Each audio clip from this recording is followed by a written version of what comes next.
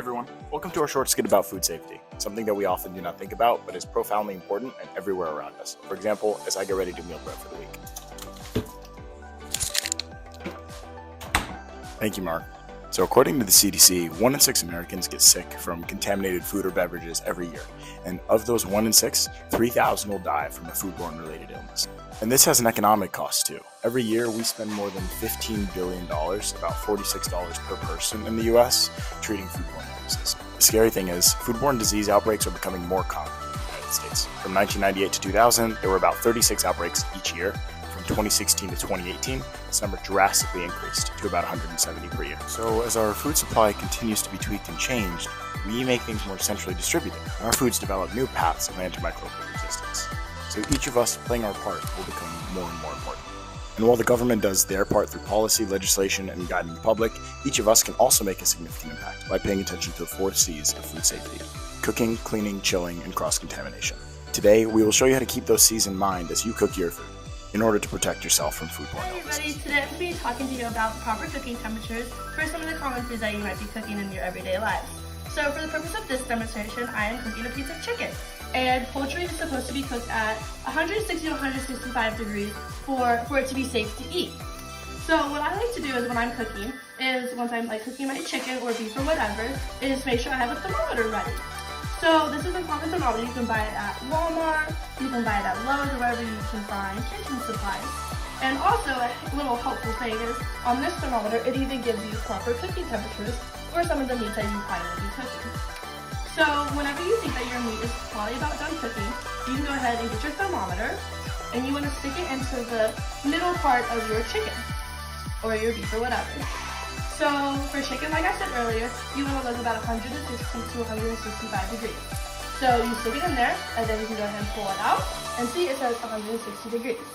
And also another tip is, whenever you're cooking meat, it cooks for a little bit longer, even if you have taken it out of the oven, or if it's still kind of resting in the pan, it'll still continue to cook. So you don't want to worry about it potentially being undercooked, even if it says 150 degrees or something like that.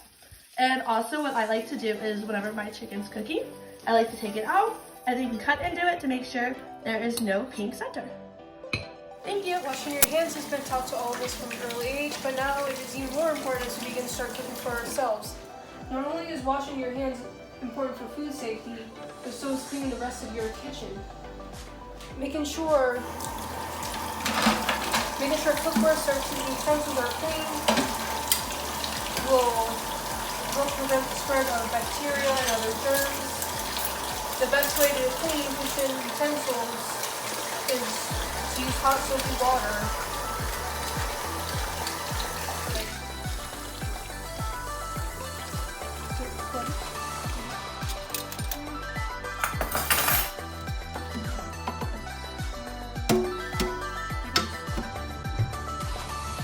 According to the CDC, you should keep your refrigerator at 40 degrees Fahrenheit or below, and your freezer at 0 degrees Fahrenheit or below.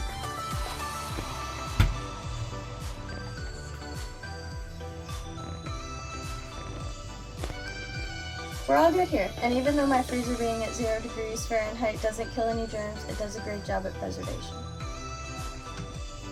I guess I have to throw my milk away. It must be bad since the fridge is below temp. If you're unsure when the food in your fridge and freezer will spoil, check the cold food storage chart on foodsafety.gov. My lunch meat can last for 2 weeks, but my meals from Sunday can only last till Wednesday or Thursday in the fridge. That's why I freeze half of my meals so they can last later in the week. It always takes me a good amount of time to thaw out my frozen meals, so I put them in the fridge the night before. I can't leave them at room temp or the bacteria will multiply. When I pack my meals for an outdoor event or for my work day, I fill my lunchbox and cooler with ice packs or ice bags. If I need it to stay filled longer, I'll make sure the box is full of ice. This will help my food stay chilled longer. Online resources such as the CDC and the FDA can tell you how to handle your food safely. Understanding the importance of properly storing your food can lead safer and longer lasting meals for yourself, your friends, and your family. That's all. On to the next step. What are you making for lunch? I'm making you a sandwich just the way you like it. Thank you, yay! According to the CDC, cross-contamination happens when harmful bacteria spread to food from other foods and surfaces such as countertops, cutting boards, and utensils. The cross-contamination of raw foods and unwashed foods or hands that may harbor many harmful bacteria can transfer into the foods we eat, causing us to grow seriously ill with the foodborne illness.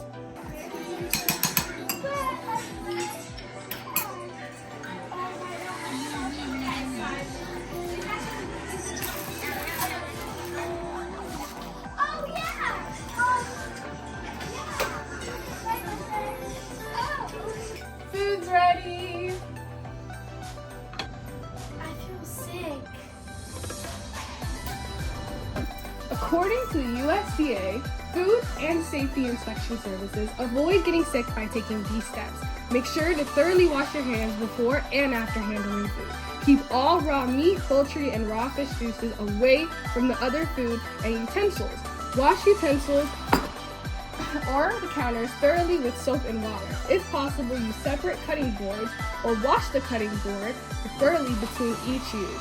Never reuse packaging from raw meats with other items. Do not use the same platter, cutting board, or utensils for raw and cooked foods. Stay healthy and stay safe. Now that we've learned everything about how food safety is important and how the 4 C's, cooking, cleaning, chilling, and cross-contamination is, I'll be going over some food safety mistakes that the CDC says that are very common and that can hurt us while preparing food. The first mistake is peeling fruits and vegetables without washing them. You should always be washing your fruits and vegetables thoroughly before peeling and eating them because of the germs that can get stuck around the skin of vegetables and fruits. Eating raw batter or dough is also another mistake, including cookie dough and other foods with uncooked eggs. That is harmful for us because it can contain bacteria such as E. coli that can harm us and our body.